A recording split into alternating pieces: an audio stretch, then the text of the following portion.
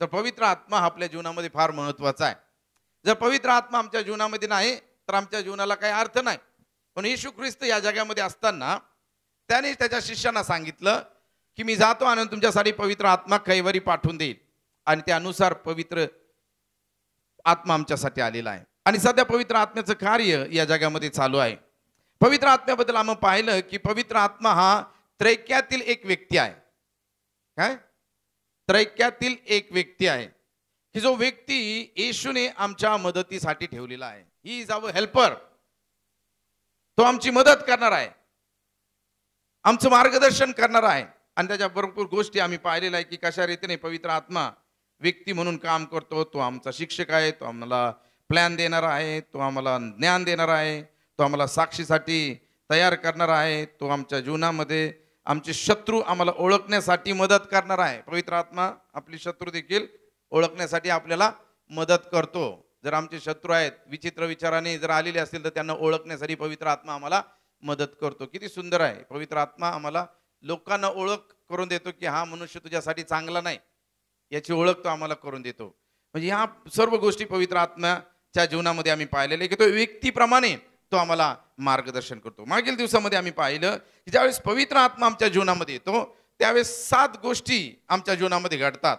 आणि त्या 7 गोष्टी काय आहेत? पहिली गोष्ट, पापावरती विजय मिळवण्यासाठी देव आम्हाला काय करतो? पवित्र आत्मा मदत करतो. आम्ही स्वतः पापावरती विजय मिळवू शकत नाही. पाऊल म्हणतो मला फार चांगलं करावं असं वाटतं पण माझ्याकडून चांगलं करणं होत नाही. का? कारण माझ्या ठाई वसणारं पाप ते मला करायला लावतं.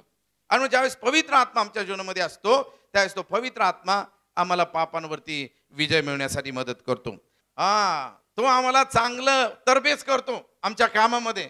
ज्यावेळेस आम्ही जिथं कुठे कमी आहोत तेथे तो आम्हाला मदत करतो.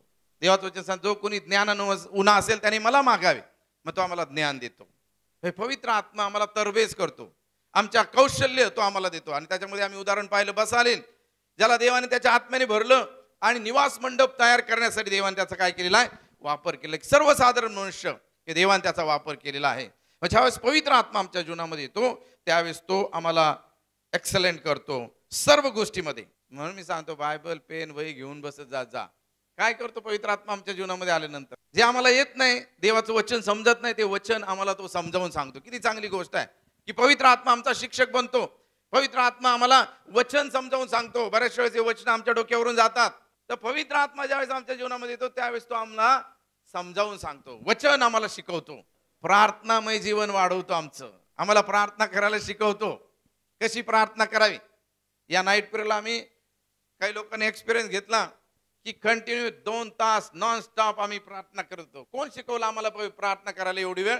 पवित्र आत्म्याने आम्हाला शिकवलं प्रार्थना करायला. नॉन स्टॉप कंटिन्यू आम्ही 11ला सुरू केलं, 1ला बंद केली. नॉन स्टॉप 2 तास प्रार्थना. पवित्र आत्मा आम्हाला प्रार्थना करायला शिकवतो. ज्यावेळेस पवित्र आत्मा आमच्या जीवनामध्ये नसतो त्यावेळेस आम्हाला प्रार्थना करता येत नाही. 10 मिनिटं पण 1 तासासारखी वाटतात, पण पवित्र आत्मा आम्हाला प्रार्थना करायला शिकवतो. सुवार्थ सांगायला तो आम्हाला शिकवतो. जर पवित्र आत्मा आमच्या जीवनामध्ये आहे तर आम्ही सुवार्थ सांगू लागतो. प्रेषित लोक जे आहे ते भित्रे होते, त्यांना सुवार्थ सांगता येत नव्हती. पण ज्यावेळेस पवित्र आत्मा त्यांच्या जीवनामध्ये आला त्यावेळेस देवाचं वचन सांगतं ते धैर्याने देवाचं वचन बोलू लागले, म्हणजे ते सुवार्थ सांगू लागले. आणि अनेक ख्रिस्ती विश्वासणारे घाबरलेले आहेत, भीती त्यांच्या मनामध्ये झालेली आहे. पण लक्षात ठेवा, जर पवित्र आत्मा आमच्या जीवनामध्ये आहे तर या जगातील वातावरणाची भीती आम्हाला बाळगता येणार नाही. तर पवित्र आत्मा आम्हाला सामर्थ्य देईल आणि तो आम्हाला साक्ष देण्यासाठी मदत करेल, म्हणजे आम्हाला तो सुवार्थ प्रसार करण्यासाठी मदत करणारा आहे. पण पवित्र आत्मा ज्यावेळेस आमच्या जीवनामध्ये येतो त्यावेळेस तो आम्हाला सुवार्थ सांगण्यास मदत करतो. आनंद आमच्या जीवनामध्ये निर्माण करतो. आम्ही दुःखी राहत नाही. आमच्या जीवनामध्ये किती वाईट गोष्टी घडल्या तरी देखील आम्ही देवाची स्तुती करतो, देवाचा धन्यवाद करतो. म्हणजे पवित्र आत्मा आम्हाला अनस्पिकेबल जॉय आमच्या जीवनामध्ये ठेवतो, म्हणजे आनंद ठेवतो. जगामध्ये लोकांकडे खूप पैसा असतो, संपत्ती असते, पण ते फार निराश असतात.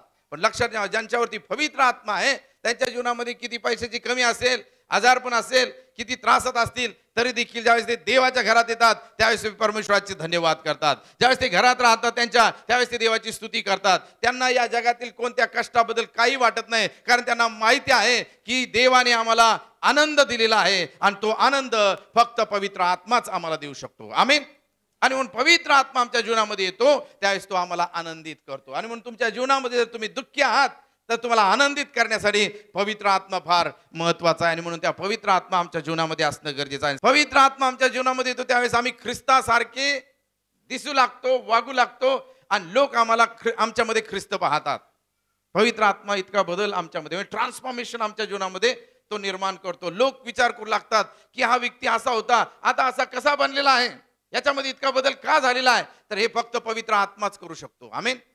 आणि म्हणून पवित्र आत्मा आमच्या जीवनामध्ये फार महत्वाचा आहे. आणि म्हणून पवित्र आत्म्याचं शिक्षण घेत असताना आमच्या मनामध्ये ती तहान निर्माण झाली पाहिजे की मी सुद्धा पवित्र आत्म्याने भरलं पाहिजे. आणि जर तहान निर्माण झालेली आहे तर त्याच्यासाठी आम्ही रोज प्रार्थना करणं गरजेचं आहे की देवा त्या पवित्र आत्म्याचा एक्सपिरियन्स मला दे, तो अनुभव मला घ्यायचा आहे की जो अनुभव पेंटिकॉस्टच्या दिवशी प्रेषितांनी घेतलेला आहे. 120 लोक माडीवरच्या खोलीमध्ये प्रार्थना करत असताना पवित्र आत्मा त्यांच्या जीवनावरती उतरला आणि त्या अन्य भाषा बोलू लागले. आणि त्या दिवसापासून त्यांच्यामध्ये आमूलाग्र बदल झालेला आहे आणि ते अद्भुत काम करू लागलेले आहेत. हालेलुया. आणि म्हणून ज्यावेळेस पवित्र आत्मा आमच्या जीवनामध्ये येतो त्यावेळेस आम्हाला सामर्थ्य प्राप्त होतं. आणि म्हणून भावाने बहिणीनो, आज या सकाळच्या वेळेला मला तुम्हाला उत्तेजन द्यायचं आहे की तो पवित्र आत्मा आमच्या जीवनामध्ये असावा. येणाऱ्या मेच्या 19 तारखेला आपण पेंटिकॉस्टल संडे साजरा करणार आहोत. आणि त्या पेंटिकॉस्टल संडेच्या दिवशी विशेष आपण प्रार्थना करणार आहोत की देवाने त्याच्या लोकांना पवित्र आत्म्याच्या अग्नीने भरावं. ज्यांना अन्य भाषेचं दान नाही त्यांना देवाने त्याच्या पवित्र आत्म्याच्या सामर्थ्याने भरावं, यासाठी आपण प्रार्थना करणार आहोत, उपवास आणि प्रार्थना करणार आहोत. आणि त्यासाठी हा पवित्र आत्म्याचं शिक्षण आम्ही घेत असताना आमच्यामध्ये ती तहान निर्माण करूया की देवा मला त्या पवित्र आत्म्याच्या अग्नीने भर, त्या पवित्र आत्म्याच्या सामर्थ्याने भर. कारण या जगामध्ये जीवन जगत असताना पवित्र आत्मा आम्हाला एक मदत करणार आहे. पवित्र आत्मा आमच्या अशक्तपणामध्ये आम्हाला सामर्थ्य देणार आहे. हालेलुया. आणि म्हणून आज मला तुम्हाला आव्हान करायचं आहे, जर तुम्ही पवित्र आत्म्याने भरलेले नसाल, जर अन्य भाषाचं दान तुम्हाला नसेल, तर मी तुम्हाला आज आव्हान करेल की तुम्ही तुमच्या जीवनामध्ये रोज आणि रोज प्रार्थना करा की देवा मला या गोष्टीचा अनुभव घ्यायचा आहे, मला पवित्र आत्म्याचा स्पर्श मला हवा आहे. आणि ज्यावेळेस तुम्ही प्रार्थना कराल त्यावेळेस निश्चित रीतीने देवबाप आम्हाला त्याच्या पवित्र आत्म्याच्या सामर्थ्याने भरेल. आज आपण पाहणार आहोत पवित्र आत्मा जर आम्हाला पाहिजे आहे तर त्याच्यासाठी का मिळत नाही आम्हाला, कसं आम्हाला भरता येईल देवाच्या आत्म्याच्या सामर्थ्याने, काय अडखळणं आहेत पवित्र आत्मा न मिळण्यासाठी, काय अडखळणं आहेत. जर पवित्र आत्म्याला मिळाला पाहिजे तर हे अडखळणं आमच्या जीवनातून काढणं फार गरजेचं आहे. बऱ्याचशा लोकांना पवित्र आत्मा हवा आहे परंतु काही अडखळणं त्यांच्या जीवनामध्ये असतात, त्यामुळं ते पवित्र आत्म्याच्या सामर्थ्याने भरू शकत नाही. पण जर पवित्र आत्म्याच्या सामर्थ्याने भरलं जावं तर आमच्या जीवनामधील पाप आम्ही दूर करणारे लोक होणं गरजेचं आहे. ज्यावेळेस मनुष्याच्या जीवनामध्ये पाप आहे त्यावेळेस पवित्र आत्मा त्या ठिकाणी वस्ती करू शकत नाही. एखादं घर आहे आणि त्या घरामध्ये जर घाण पडलेली आहे, त्या घाणीत जाऊन तुम्ही बसाल का? नाही, आपल्याला घाण आवडत नाही, आपल्याला स्वच्छता आवडते. मग आमचा देव हा पवित्र आहे आणि त्याचे लोक सुद्धा पवित्र असावेत अशी त्याची इच्छा आहे. देवाचं वचन सांगतं तुम्ही देवाचं मंदिर आहात आणि तुम्हामध्ये देवाचा आत्मा वसतोय, तुम्हाला ठाऊक नाही का? मग आज आम्ही देवाचं मंदिर आहोत आणि या मंदिरामध्ये देवाचा आत्मा जर पाहिजे आहे तर आमच्या जीवनात जे काही घाण आहे ती आम्ही बाहेर काढणं गरजेचं आहे. देवाचं वचन सांगतं सर्वांनी पाप केले, सर्व देवाच्या गौरवाला अंतरलेले आहेत. मग आज या जगातील प्रत्येक मनुष्य हा पापी आहे, पण येशूचं रक्त आम्हाला शुद्ध करणार आहे. पण ज्यावेळेस आम्ही आमच्या जीवनातील पाप दूर करतो त्यावेळेस तो पवित्र आत्मा आमच्या जीवनामध्ये एंट्री करतो. जर पवित्र आत्मा आमच्या जीवनामध्ये यावा तर आमच्या ठाई काय पाप आहे याचा आम्ही विचार करणं गरजेचं आहे. देवाला पाप सहन होत नाही. देव सर्वात जास्त तिटकारा करतो ते म्हणजे पापाचा. पाप म्हणजे काय? चांगले करणे कळत असूनही जो त्याप्रमाणे करतो त्याचे त्याला पाप आहे. याकूब 4:17 मध्ये म्हटलेलं आहे. चांगले करणे कळत असून जो त्याप्रमाणे करतो त्याचे त्याला पाप आहे. आम्हाला चांगलं कळतं की हे करणं पाप आहे आणि ते जर आम्ही करतो तर देवाच्या विरुद्ध पाप करतो. आज आमच्या ठाई पाप आहे का? जर पाप आहे तर ते पाप आम्ही काढून टाकणं गरजेचं आहे. त्या पापाचा पश्चाताप करणं गरजेचं आहे. कारण जिथे पाप आहे तिथे पवित्र आत्मा कधीच राहू शकत नाही. मग आज या सकाळच्या वेळेला आम्ही आमच्या अंतःकरणामध्ये विचार करायला हवा आहे की जर माझ्या ठाई पाप असेल तर तो पवित्र आत्मा माझ्या ठाई वस्ती करणार नाही.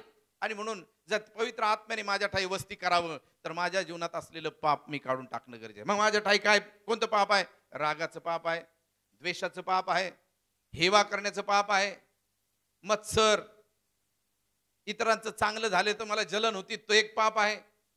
माझ्या जीवनामध्ये मी वाईट विचार करतो, व्यभिचार, जार कर्म, व्यसनाधीनता, या सर्व गोष्टी जर माझ्या जीवनामध्ये आहे तर आम्ही पापामध्ये आहोत. आणि जर पाप आमच्या ठाई आहे तर पवित्र आत्मा आमच्या जीवनाच्या ठाई राहणार नाही. मग आम्ही चर्चमध्ये जरी येत असू पण जर पाप घेऊन आमच्या चर्चमध्ये येत असू तर तो पवित्र आत्मा आमच्या जीवनात ठाई राहणार नाही. मग प्रत्येक मंडळी ही पवित्र आत्म्याने भरली जावी ही स्वर्गीय पित्याची इच्छा आहे. प्रत्येक विश्वासणारा हा पवित्र आत्म्याने भरला जावा ही स्वर्गीय पित्याची इच्छा आहे. पण केव्हा तो भरला जाईल? ज्यावेळेस तो पवित्र आणि शुद्ध जीवन जगेल त्यावेळेस. ज्यावेळेस त्याच्या ठाई कोणत्याही प्रकारचं पाप राहणार नाही. ज्यावेळेस पाप मनुष्याच्या जीवनामध्ये येतो त्यावेळेस देवाला खेद होतो, देवाला दुःख होतं. जर आम्ही वाचलं देवाच्या वचनामध्ये उत्पत्तीचं पुस्तक याचा 6वा अध्याय काढूया आपण. Genesis chapter 6 and verse 3 to 5 त्या ठिकाणी आम्हाला पाहायला मिळतं. वाचूया आपण. 5वं वचन वाचू. पहिलं काय म्हटलेलं आहे? पृथ्वीवर मानवाची दुष्टाई फार आहे, त्याच्या मनात येणारे विचारांच्या सर्व कल्पना एक सारख्या वाईट असतात असे परमेश्वराने पाहिलं. काय म्हटलेलं आहे? परमेश्वराने पाहिलं की माणसाच्या मनात येणारे विचार एक सारखे वाईट असतात. कधी झालेली घटना आहे? नोहाच्या काळात. आज जगामध्ये लोकांचे विचार चांगले नाही, दुष्ट विचाराने लोक भरलेले आहेत. निगेटिव्ह विचाराने लोक एकमेकांना पाहण्याचा प्रयत्न करतात. इथं काय म्हटलेलं आहे? मनुष्याच्या मनात कल्पना एकसारख्या वाईट असतात असे परमेश्वराने पाहिलं. नोहाच्या काळात जसा प्रकार दुष्टतेने भरलेला होता तसा आताच्या काळात देखील दुष्टाई वाढत चाललेली आहे. मानवावर मानवाची दुष्टाई फार आहे, त्यांच्या मनातील येणाऱ्या विचारांच्या सर्व कल्पना एकसारख्या वाईट असतात असे परमेश्वराने पाहिले. आणि म्हणून मानव पृथ्वीवर उत्पन्न केल्याचा परमेश्वराला अनुताप झाला आणि त्याच्या चित्ताला खेद झाला. ज्या वेळेस माणसाच्या जीवनामध्ये देव पाप पाहतो त्यावेळेस त्याला दुःख होतं.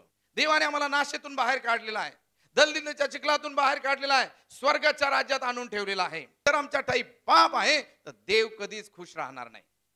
आणि जर पाप आहे तर पवित्र आत्मा आमच्या ठाई कधी राहणार नाही. काय झालेलं आहे? ज्यावेळेस पाप नसतं त्यावेळेस देवाचा आत्मा आम्हाला सोडून निघून जातो. वाचूया आपण 3रं वचन काय म्हटलेलं वाचा.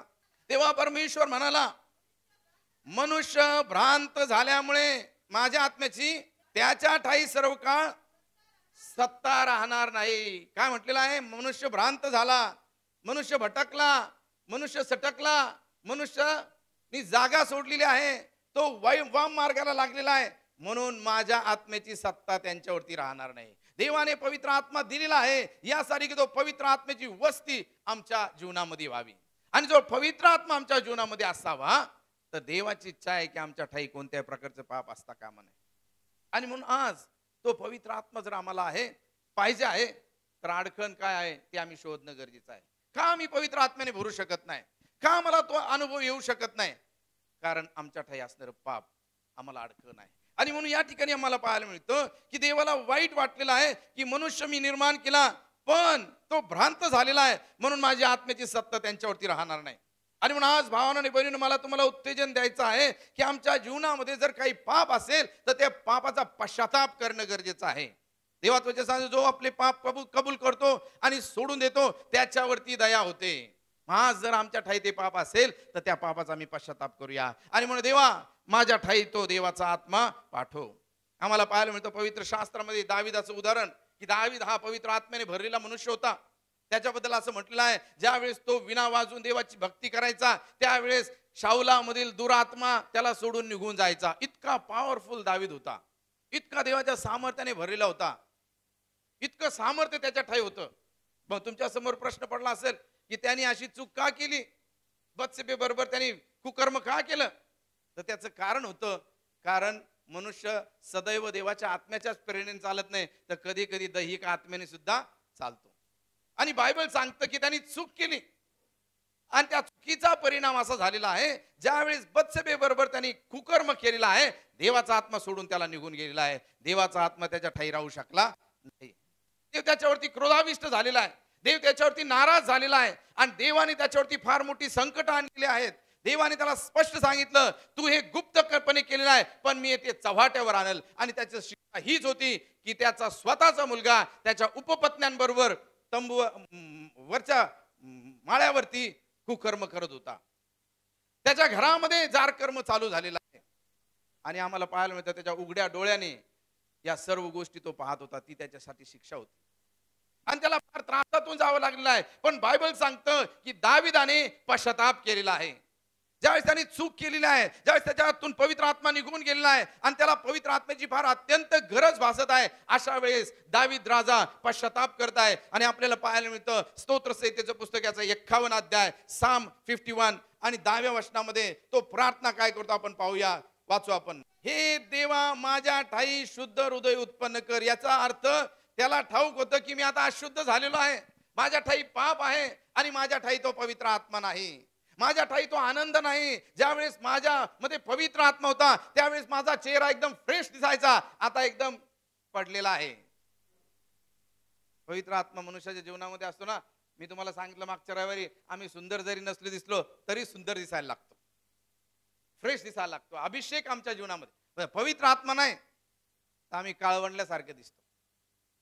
मग दावीद राजा सुद्धा काळवंडलेला होता, दावीद राजा सुद्धा सुकलेला होता, कारण पवित्र आत्मा त्याच्या ठाई नव्हता, पाप त्याच्या जीवनामध्ये आलेला आहे. आणि म्हणून तो काय म्हणतो, वाचू परत ते वचन.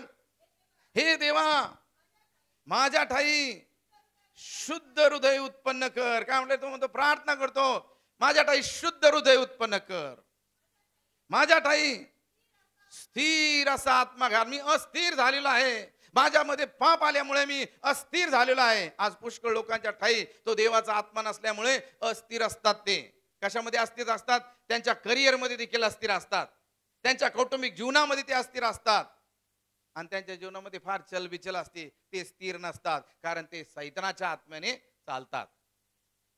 दावीद देवाच्या आत्म्याने भरलेला मनुष्य, पण ज्यावेळेस पाप केलं त्यावेळेस देवाचा आत्मा त्याला सोडून निघून गेलेला आहे आणि त्याला जाणीव झाली की माझ्या ठाई पाप असल्यामुळे तो पवित्र आत्मा मला सोडून निघून गेलेला आहे. आणि म्हणून तो म्हणतो माझ्या ठाई शुद्ध हृदय उत्पन्न कर, माझ्या ठाई स्थिर असा आत्मा घाल, पुन्हा घाल. तू मला आपल्याकडून घालून देऊ नको आणि आपला पवित्र आत्मा माझ्यामधून काढून घेऊ नको. काय म्हणलं, मला पवित्र आत्मा दे, तो पवित्र आत्मा माझ्यापासून दूर घालून देऊ नको. वाचा पुढं.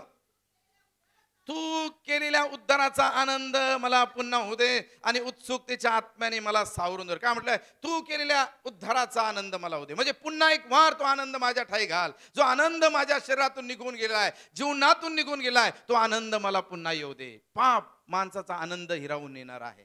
आणि म्हणून जर तुमच्या जीवनामध्ये काही पाप असेल आणि ते पाप पवित्र आत्मा मिळण्यासाठी अडखळण करत असेल तर ते पाप आम्ही सोडून देणं गरजेचं आहे, कारण पाप आम्हाला देवापासून दूर नेणार आहे. म्हणून पवित्र आत्मा आमच्यामध्ये येण्यासाठी अडखळण आहे ती पहिली गोष्ट, ती म्हणजे आमचं पाप. आणि म्हणून आमच्या पापाचा आम्ही पश्चाताप करणं गरजेचं आहे. देवाचं वचन सांगतं तुमचे पाप तुम्हास भोवेल. आम्ही जर पापात राहू, आमचं पाप एक दिवस आम्हाला नरकात घेऊन जाणार राहील. आणि म्हणून आम्ही पापाचा पश्चाताप करणं गरजेचं. दुसरी गोष्ट आमच्या जीवनामध्ये काय व्हायला पाहिजे, ज्यावेळेस आम्हाला पवित्र आत्मा हवा आहे त्यावेळेस आम्ही देवाच्या आज्ञा पाळणारे लोक बनणं गरजेचं आहे. पुष्कळ लोकांना पवित्र आत्मा पाहिजे पण आज्ञा पालन करायला नको. पवित्र आत्मा कोणाला मिळतो? जे आज्ञेचं पालन करतात त्यांना मिळतो. प्रेषितांची कृत्ये याचा 5वा अध्याय आणि 32 वचन वाचू आपण. आम्ही साक्षी आहोत, देवाने आपली आज्ञा पाळणाऱ्यांना जो पवित्र आत्मा दिला. काय म्हटलेलं आहे, या गोष्टी आम्ही साक्षी आहोत आणि देवाने आपल्या आज्ञा पाळणाऱ्यांना पवित्र आत्मा दिला आहे. काय म्हटलेलं आहे, जे लोक देवाची आज्ञा पाळतात त्यांना पवित्र आत्मा आहे. देवाच्या आज्ञा न पाळणाऱ्यांना पवित्र आत्मा नाही. आज तुम्ही इथं बसलेले लोक आहात, ते आपण देवाची आज्ञा पाळतो का? मग जर आज्ञा पाळत नाही तर पवित्र आत्मा आम्हाला मिळणार नाही. मग जर आम्ही देवाची आज्ञा पाळू तरच आम्हाला पवित्र आत्मा आहे. आज्ञा पाळणाऱ्यांना पवित्र आत्मा का आम्ही भरत नाही पवित्र आत्म्याने? कारण आम्ही आज्ञेचं पालन करतो. देवाचं वचन सांगतं यज्ञापेक्षा आज्ञा पाळणं बरं. यज्ञ काय आहे तुमचा? काय यज्ञ? दर रविवारी सकाळी उठणे आणि एकच डोक्यात अरे चर्चला जायचंय. हा तुमचा काय आहे? यज्ञ. देवाचं वचन काय सांगतं? यज्ञापेक्षा आज्ञा पालन बरं. यज्ञ काय कामाचं नाही, पण देवाची आज्ञा पाळणारी लोक बनणं गरजेचं आहे. ज्यावेळेस देवाची आज्ञा आम्ही पाळू त्यावेळेस देवाचा आत्मा आमच्यामध्ये येईल. आमेन. पण जर आज्ञा पाळली नाही तर तो आत्मा आम्हाला सोडून निघून जाईल. पवित्र बायबलमध्ये आम्हाला पाहायला मिळतं इस्रायलांनी राजा मागितला आणि त्यांचा हट्ट देवाने पूर्ण केला. देव नेहमी देवाच्या लोकांचे हट्ट पूर्ण करणार आहे. आपले पण हट्ट पूर्ण करतो. आपल्याला जे पाहिजे ते देतो. आपण देवा मुलगा दे, मुलगा दे, मुलगा दे, मुलगा दे. देवा म्हणता अरे याला मुलगा नाही, मुलगी चांगली सांभाळ करली याचा, असं देवाची इच्छा असते. आपला इतका आग्रह तर मुलगाच मागतो. मुलगा मागितला ना असा ताण देतो. तर सर्व आईबापांना माहिती मुलं कशी ताण देतात. ते आईबाप म्हणणे आमचा मुलगा फार चांगला आहे, पण बरेचसे आईबाप नाही या मुलाने फार त्रास दिला हो, असं म्हणतात. फार डोक्याला ताप देतो. आपणच मागतो. मग इस्रायल लोकांनी राजा मागितला आणि राजा मागितल्यानंतर देवाने राजा केला शाऊल. आणि बायबल सांगतं की शाऊल राजाची ज्यावेळेस निवड झाली त्यावेळेस शाऊलाचा अभिषेक करण्यात आला. वाचू आपण पहिले शमूएलाचं पुस्तक 10वा अध्याय आणि 10व वचन. देवाचा आत्मा त्याच्यावरती जोराने आला आणि तो त्यांच्याबरोबर भाषण करू लागला. आणि या ठिकाणी आम्हाला पाहायला मिळतं 10व्या अध्यायाच्या पहिल्या वचनामध्ये काय म्हटलेलं आहे, मग शमूएलाने तेलाची कुपी घेऊन शाऊलाच्या मस्तकावर ओतली व त्याचे चुंबन घेऊन म्हटले, परमेश्वराने तुला हा अभिषेक केला आहे, तो त्याचा वतनाचा अधिपती व्हावे म्हणून. मग देवाने शाऊलाची निवड केलेली आहे आणि त्याने शाऊलाला इस्रायल लोकांचा नेता केलेला आहे. तिथं म्हटलेलं आहे त्याने कुपी घेतली आणि त्याच्यावरती टाकलेली आहे तेलाची. तेल हे पवित्र आत्म्याचं दर्शक आहे. आणि ज्यावेळेस तो पवित्र आत्म्याचं दर्शक म्हणून तेल त्याच्यावरती उतरलेला आहे, त्याच्यावरती अभिषेक आलेला आहे. 10व्या अध्यायाच्या 10व्या वचनामध्ये म्हटलेलं आहे, ते टेकडी पाशी आले तेव्हा पहा संदेशाचा एक समुदाय त्याला भेटला आणि देवाचा आत्मा त्याच्यावरती जोरात आला. म्हणजे तो पवित्र आत्म्याने भरलेला होता, म्हणजे त्याच्यावरती देवाचा अभिषेक झाला. देवाने शाऊलाला नेता करण्यासाठी अभिषेक केलेला आहे आणि देव त्याच्याकडून अपेक्षा करत आहे की त्याने त्याच्या आज्ञेचं काय करावं, पालन करावं. परंतु याच्याकडून देवाच्या आज्ञेचं पालन झालं नाही, जसं आपल्याकडून होत नाही. देवाने आपल्याला आत्मा देऊ केलेला आहे, अभिषेक दिलेला आहे, परंतु बऱ्याचशा वेळेस आपण देवाच्या आज्ञेचं पालन न करण्यामुळे देवाचा आत्मा आम्हाला सोडून काय करतो, निघून जातो. आम्हाला समजत पण नाही देवाचा आत्मा आम्हाला सोडून गेलाय की काय. पण लक्षात ठेवा, जर आम्ही आज्ञा मोडणारे असू तर देवाचा आत्मा आमच्या ठाई कधीच राहणार नाही. मग देवाची आज्ञा मोडणं म्हणजे काय, देवाच्या वचनाप्रमाणे न चालणं हे देवाची आज्ञा मोडणं आहे. आणि म्हणून आम्ही आज्ञा जर मोडणारे असू तर लक्षात ठेवा तुमच्या ठाई आणि माझ्या ठाई देवाचा आत्मा कधीच येणार नाही. या ठिकाणी आम्हाला पाहायला मिळते शाऊलाला अभिषेक केलेला आहे आणि ज्यावेळेस शाऊलाला अभिषेक केलेला आहे, देवाच्या आत्म्याने ते भरलेला आहे, त्यावेळेस देव त्याच्याकडून अपेक्षा करतो की त्याने आज्ञेचं पालन करावं. परंतु हा शाऊल ज्यावेळेस अभिषेक पावला, राजा झाला, त्यावेळेस तो अतिशय शहाणा झाला नाही का. देवाचं शहाणे म्हणता म्हणता काय केलं याने माहिती का, वाचू आपण पहिले शमूएलाचं पुस्तक याचा 13वा अध्याय काढा. शमूएल एक अर्पण करण्यासाठी गेलेला आहे आणि त्याला उशीर लागला. त्यावेळेस यांनी काय कृती केली वाचा. शमूएलाने मुदत ठरविली होती ती प्रमाणे 7 दिवस तो वाट पाहत राहिला, पण शमूएल गिलगलास आला नाही. म्हणून लोक त्याच्याकडून निघून पांगू लागले. काय म्हटलेलं आहे, लोकांना सर्वांना त्यांनी जमा केलेला आहे आणि ते त्यांना अर्पण करायचं आहे आणि अर्पण करण्यासाठी शमूएलाला वेळ लागलेला आहे आणि लोक पांगू लागले. म्हणून शमूएलाने काय आपलं शाऊलाने काय डोकं लावलेलं आहे, सेवा होम बली शांतपणे मजकडे आणा असे सांगून शाऊलाने त्याचा होम केला. की जो होम शाऊलाने करायला नको होता तो होम कुणी करायला पाहिजे होता, शमूएलाने. पण शमूएलाचं काम कुणी केलं, त्याला वाटलं मी राजा आहे, आता काय या देवाच्या माणसाचं ऐकायचं, सारी सत्ता माझ्या हातात आहे. आणि त्यांनी जे काम देवाच्या माणसाचं आहे ते त्यांनी करण्याचा प्रयत्न केला. बऱ्याच वेळेस मंडळांमध्ये पाळकांची गरज काही लोकांना राहत नाही, ते परस्पर सारं करून घेतात. देवाचा माणूस नसला तेव्हा आम्हाला पण अधिकार आहे आणि ते करून घेतात सर्व. पण लक्षात ठेवा, दॅट इज नॉट गुड, ते रॉंग आहे. जर देवाने तुम्हाला एखाद्या देवाच्या सेवकाच्या आधिपत्याखाली ठेवलेला आहे, तुम्ही त्याचा सन्मान करणंच गरजेचं आहे. तुम्ही त्याची जागा घेऊ नका. यांनी काय केलं की शाऊलाने शमूएलाची जागा घेतली आणि जे काम शमूएलाचं आहे ते स्वतः करण्याचा प्रयत्न केला. त्याने होमाची समाप्ती केली. तो शमूएल आला तेव्हा शाऊल त्याला भेटून नमस्कार करायला बाहेर गेला. शमूएलाने त्याला विचारले, तू हे काय केले. शाऊलाने म्हटले, जेव्हा मी पाहिले की लोक मजकडून पांगत आहेत, ठरलेल्या मुदतीच्या आत आपण आला नाही आणि बलिष्ठ लोक मिक्माश येथे एकत्र जमून आले, तेव्हा मी म्हणालो, आता फलिस्ती लोक गिलगलात येऊन मजवर हल्ला करतील आणि मी तर परमेश्वराचा प्रसाद अजून मागितला नाही, म्हणून माझ्या मनाविरुद्ध वागणे भाग पडून मी होम केला. काय म्हटलेलं आहे? मला भीती वाटली फलिस्त्यांची, की जर मी होम केला नाही, जर शमूएल आला नाही तर माझं काय होईल, आणि लोक माझ्यापासून दूर होऊ लागले. लक्षात ठेवा, लोकांचा विचार करू नका. बऱ्याचशा लोकांना वाटलं, मी ऐकलं ज्यावेळेस माझं ऑपरेशन झालं बायपास, त्यावेळेस अनेक लोकांनी माझं भविष्य केलं होतं की आता यांचे दिवस आलेले पडेगावला जाऊन झोपण्याचे.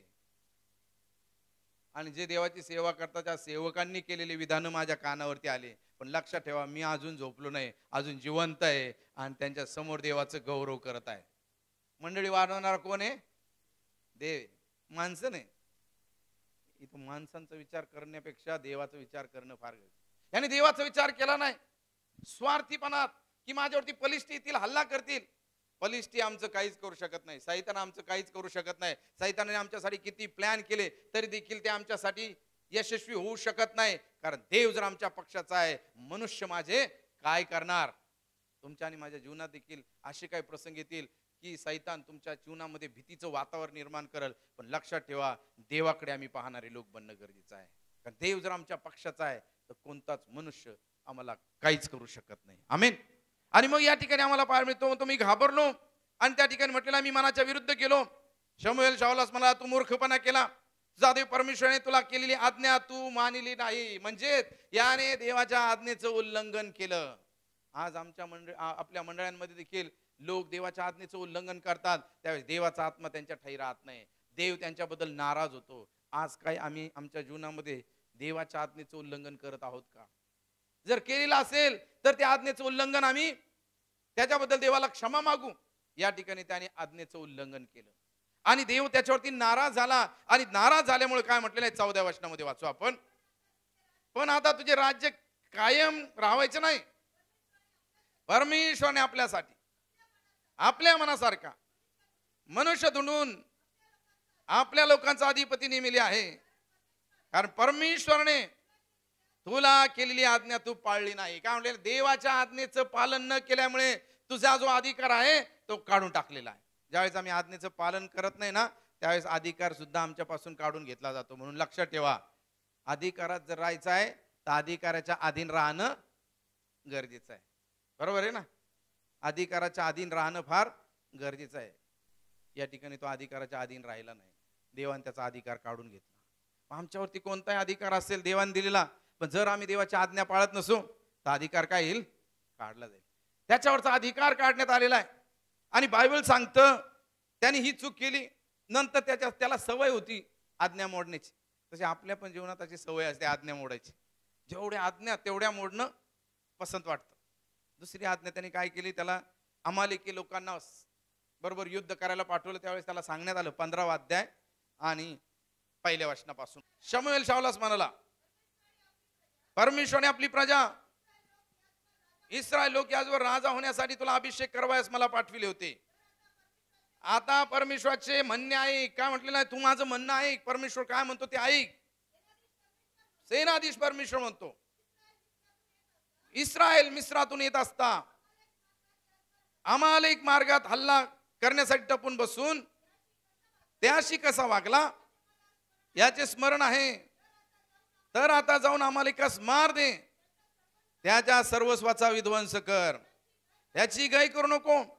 पुरुष, स्त्रिया, अर्भके, तानी बाळे, बैल, मेंढरे, उंट व गाढवे ह्या सर्वांचा संहार. ही आज्ञा देवाने शाऊलाला दिलेली आहे की तू ज्यावेळेस अमालेक्यांबरोबर युद्ध करायला जाशील त्या सर्वस्वाचा तू विध्वंस कर. ज्यावेळेस देव काही आज्ञा करतो त्यावेळेस ती तंतोतंत पाळणं गरजेचं आहे. पण आपल्या जीवनामधून तसं होत नाही. बऱ्याचशा गोष्टींमध्ये आमचं आज्ञापालन करण्यात कुठं कुठं कच खातो आम्ही. इथं म्हटलेलं आहे सर्वस्वाचा त्याग कर, सर्वस्वाचा नाहीसा कर अशी आज्ञा देण्यात आलेली आहे. कारण अमालेक लोक तुझ्या बरोबर कसे वागलेले आहेत याचं स्मरण कर. आणि त्याला आज्ञा दिली की तू जाऊन त्यांचा संहार कर. आणि हा केला आणि देवाने त्याला विजय दिला. पण त्याला जे सांगितलं ते त्याने केलं नाही. राजाला मारलं नाही. तिथं म्हटलेलं आहे त्याने राजाला जिवंत आणलं आणि चांगले चांगले शेरड मेंढरे घेऊन आला त्याच्यासाठी. आणि देव त्याच्यावरती नाराज झाला. देवाला वाईट वाटलं आणि मग सकाळीच पहाटे शमूएल त्याला भेटायला गेला. 12 वचन वाचा. शमूएल उठून शाऊलाच भेटायला गेला. तेव्हा त्यास कोणी सांगितले, शाऊल कर्मेलेस आलेला आहे. एक विजय स्तंभ उभारून चौकडी फिरून तो गिलगालाच गेला आहे. शमूएल शाऊलाकडे आला. तेव्हा शाऊल त्याला म्हणाला, परमेश्वर आपले कल्याण करो. मी परमेश्वराची आज्ञा पाळलेली काय, सर्व काही केलेलं आहे. आणि त्याला असं वाटतं मी जे केलं ते चांगलं केलं, कारण मी परमेश्वराची आज्ञा पाळलेली आहे. असं दाखवतो की त्यांनी खरंच देवाची आज्ञा पाळलेली आहे. पुढे काय म्हटलेलं आहे, शमूएल काय म्हणतो. शमूएल म्हणाला, शेरडा मेंढरांचे बेंबावणे, गुरांचे हंबरणे माझ्या पण कानी पडत आहे. याचा अर्थ काय. शाऊल म्हणाला, लोकांनी ते अमालेकापासून आणलेले आहेत. आपला देव परमेश्वर याच्या प्रित्यर्थ बली अर्पण करण्यासाठी त्यांनी उत्तम मेंढरे व गुरे राखून ठेवली आहेत. बाकी सर्वांचा नाश केलेला आहे. मी नाही आणली, माझ्या लोकांनी आणलेली आहे. पण ऑर्डर कोणी दिली होती, राजाने दिली होती. राजा जे सांगेल तेच मेंढर करतील ना.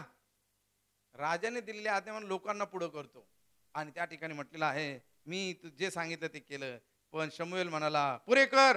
परमेश्वराने मला रात्री काय म्हणाला ते मी तुला सांगतो. हा, तो म्हणाला, सांगा.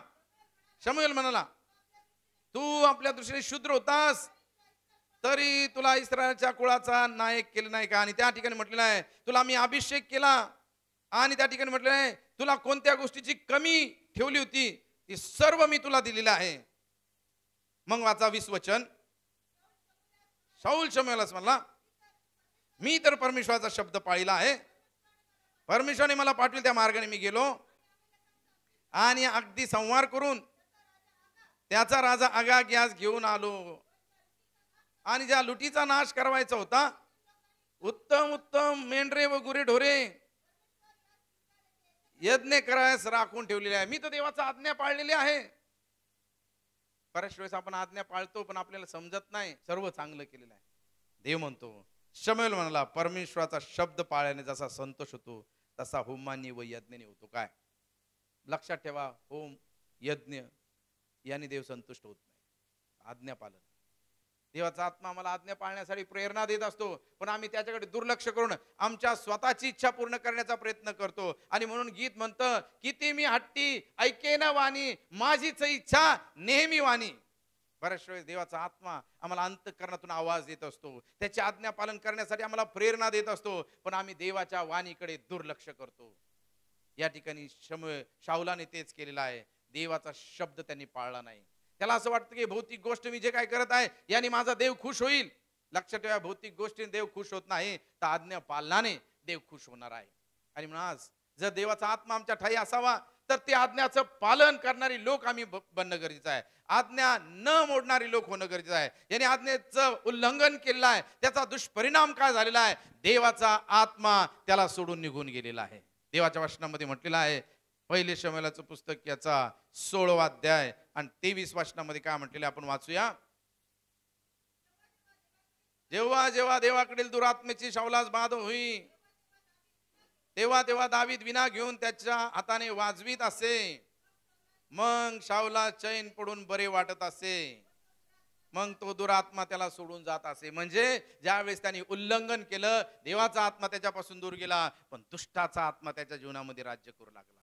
लक्षात ठेवा, मंडळामध्ये लोक येतात आणि त्यांना वाटतं की मी देवाच्या आत्म्यानेच भरलेलो आहे आणि मी जे काय करतो ते काय करतो देवाच्या आत्म्याच्या प्रेरणेनेच करतो. पण लक्षात ठेवा, देवाचा आत्मा शाऊलाला कधी सोडून गेला ते त्याला समजलं नाही. तर देवाचा आत्म्याच्या ऐवजी सैतानाचा आत्मा त्याला त्रास देऊ लागलेला आहे. आणि तो इतका त्रासदायक झाला की शाऊल दाविदाचा घात देखील करायला तयार झालेला आहे. ज्यावेळेस देवाचा आत्मा आमच्यामध्ये आहे त्यावेळेस आम्ही देवाच्या आज्ञेचं उल्लंघन कधीच करत नाही. जरी आमच्यावरती अन्याय होत असेल तरी देखील तो सहन करण्याची ताकद परमेश्वराचा आत्मा आम्हाला देतो. लक्षात ठेवा, तुम्हाला असं वाटतं अन्याय होत आहे, पण परमेश्वर आमचा न्यायी आहे. कारण देवाच्या वचनामध्ये म्हटलेलं आहे, इब्री लोकासपत्र 6वा अध्याय आणि 10 वचनामध्ये काय म्हटलेलं वाचा.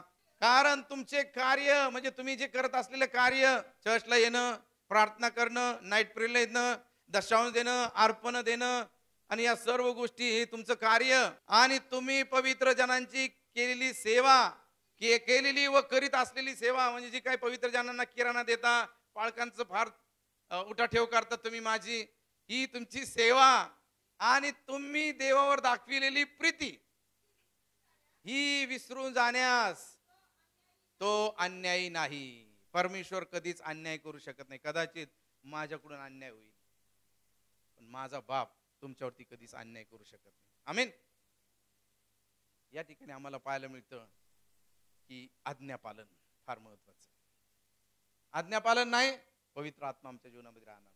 ज्यावेळेस आम्ही आज्ञापालन करू त्यावेळेस पवित्र आत्मा आमच्या जीवनामध्ये येईल. आणि म्हणून पवित्र आत्मा जर पाहिजे आहे तर आज्ञेचं पालन करणं गरजेचं. तिसरी गोष्ट काय म्हटलेलं आपण, अविश्वास दर्शवू नये. आमच्या ठाई अविश्वास असता कामा नये. पवित्र आत्मा पाहिजे तर आम्ही विश्वास ठेवावा, कारण तो विश्वास ठेवणाऱ्यांनाच प्राप्त होतो, अविश्वास ठेवणाऱ्यांना प्राप्त होत नाही. बरेचसे लोक आहेत पवित्र आत्म्याच्या कार्यावरती त्यांचा विश्वास नाही, पवित्र आत्मा करत असलेली चिन्ह चमत्कारावरती विश्वास नाही, पवित्र आत्मा नाही असं ते म्हणतात, असं शिक्षण दिलं जातं.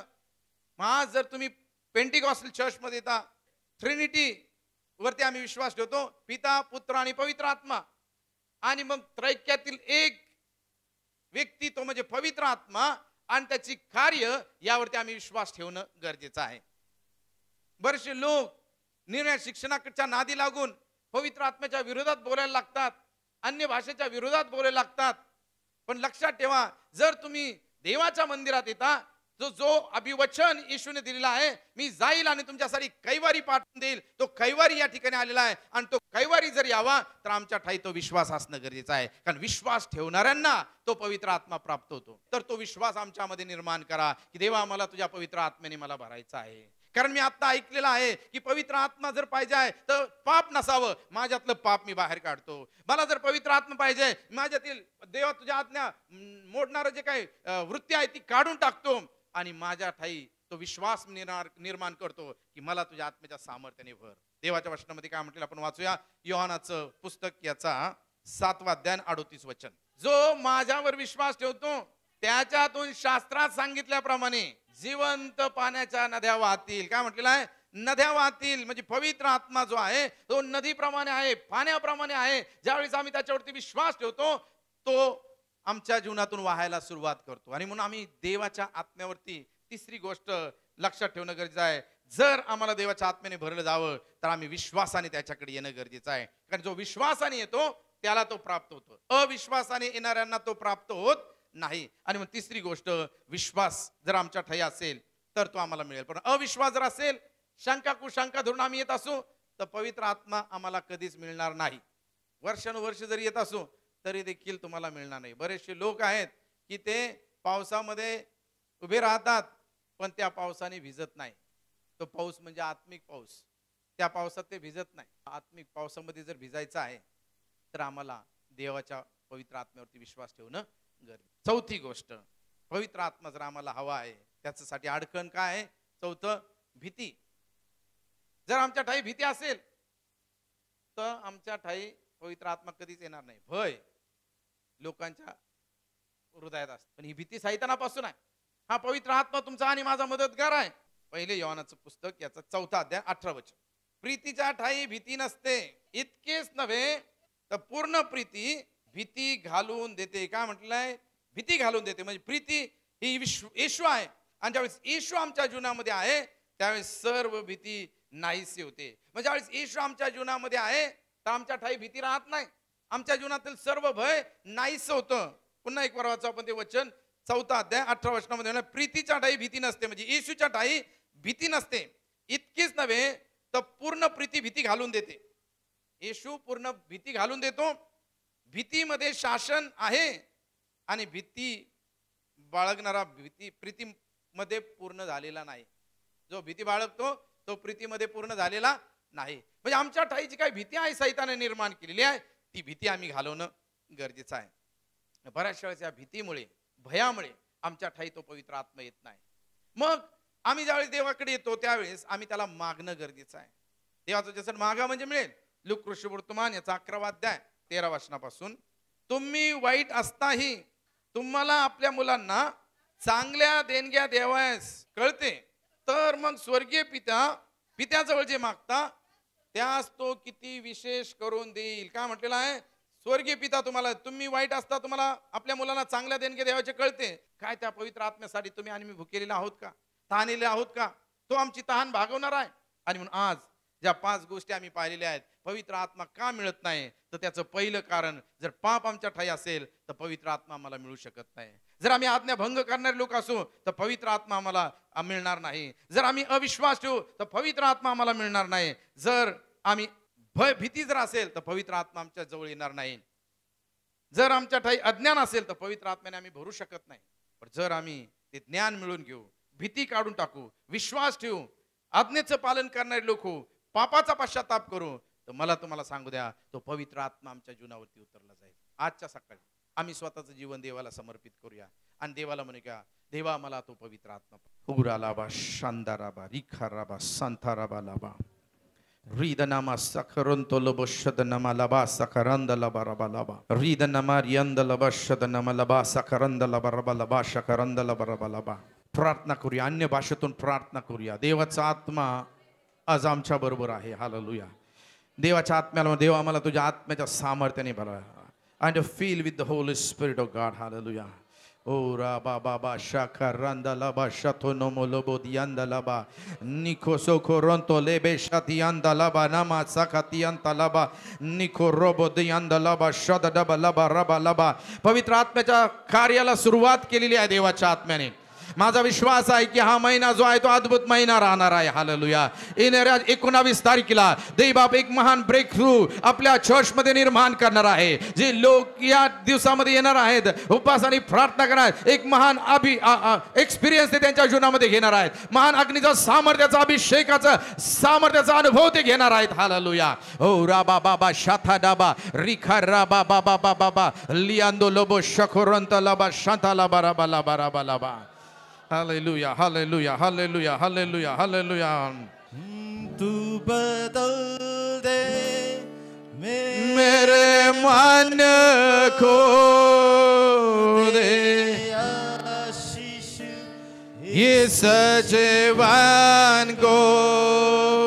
तेरी करुणा हम पे बरसे, अपने मार्ग पे चला हमको.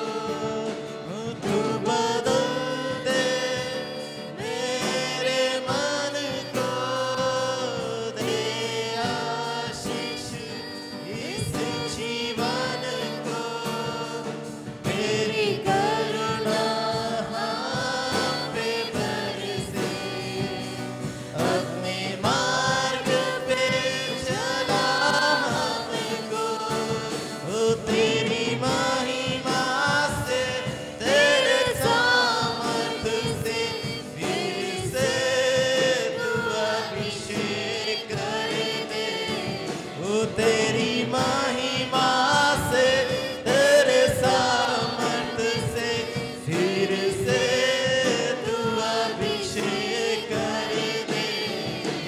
ओ पवित्र आत्मा ना, पवित्र आत्मा ना, पवित्र आत्मा. हालेलुया.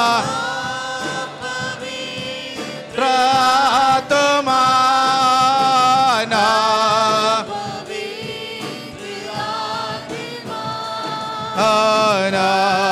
पवित्र आत्मा ना, पवित्र आत्मा ना, पवित्र आत्मा. रिखरा बाबा बाबा बाबा शांदा लबा रिदरा बरियांदा लबा शांता लबा रबा लबा रिदरा बरियांदा लबा शांता लबा रबा लबा रियांदा लबा शांता लबा रबा लबा शखरंदा लबा रबा लबा. Hallelujah. Holy Spirit of God. Hallelujah. स्वर्गीय प्रेमळ देव बाप्पा, आम्ही तुझ्या आभार आणि उपकार मानतो की तू आज आम्हामध्ये उतरून आलेला आहेस. पवित्र आत्मा आमच्या जीवनामध्ये तू पाठवलास. तुझी वस्ती तू आमच्यामध्ये करत आहेस. ज्या 5 गोष्टी आज आम्ही ऐकलेल्या आहेत त्या आमच्या स्मरणात राहू दे. पापाचा पश्चाताप करावा, आज्ञा पालन करणारे लोक आम्ही बनावं, तुझ्यावरती विश्वास ठेवावा, भय नाहीसे करावं आणि तुझ्या पवित्र आत्म्याचं ज्ञान आम्ही मिळवून घ्यावं. यासाठी तू आमचं विशेष सहाय्य कर. आज या लोकांना जी तहान आणि भूक पवित्र आत्म्याप्रती लावलेली आहेस ती तू तृप्त कर. कारण तुझं वचन सांगतं जो कोणी ताणलेला असेल त्याने माझ्याकडे यावं.